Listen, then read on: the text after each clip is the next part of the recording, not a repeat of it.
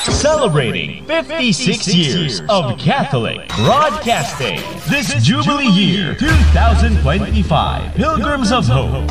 From Mega Manila, Philippines to the World Wide Web. Veritas 846 Kapanali.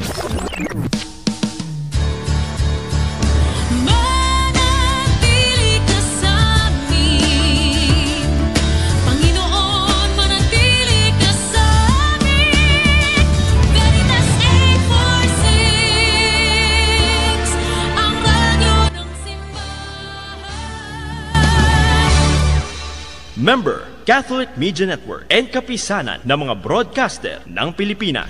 Ronda Veritas Report. Panukalang batas para sa kapakanan ng mga senior citizens inaasahang maisabatas ng Kongreso. Tinutukan ni Nolan Ariola. Maraming salamat mga kapanalig. Aking napag-alamang na marami na palang panukalang batas na ipinanukala ang Senior Citizen Party List sa mababang kapulungan ng Kongreso kung saan ang makikinabang dito ay ang mga mahal nating senior citizen.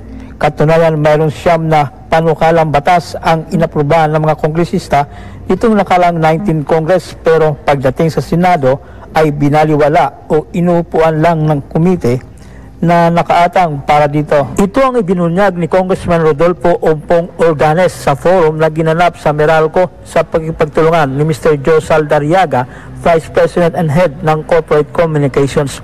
Ang mga panukalang batas na ipinanukala at inupuan sa Senado ayon kay Organes ay ang Universal Pension Act, pagbibigay ng buwanang pensyon na 1,000 piso sa lahat ng senior citizens, National Geriatric Health Act, paglalagay ng mga pasilidad sa mga ospital na ang prioridad ay ang mga senior, early voting rights at Comprehensive Senior Citizens Welfare Act. Sa pagbubukas ng Kongreso, inaasahan ni Ordanes na tatalakayin ang kanyang mga panukalang batas ng kasalukuyang liderato ng Senado. Ang Senior Citizens Party List po, tayo yung nanguna para maisabatas yung National Commission of Senior Citizens, Republic Act 11350.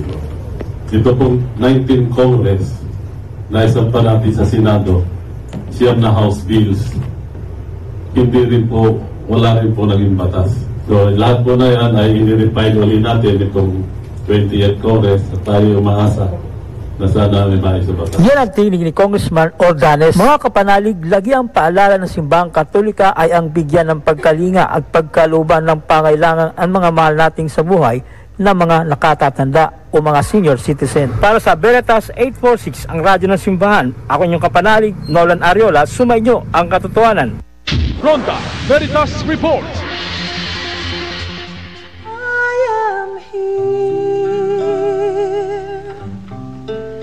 I'm your mother. Do not fear. I am near. Amen. Opo, so tayo po ay nasa ikatlong bahagi na ng ating programang Aray kay Inang Maria.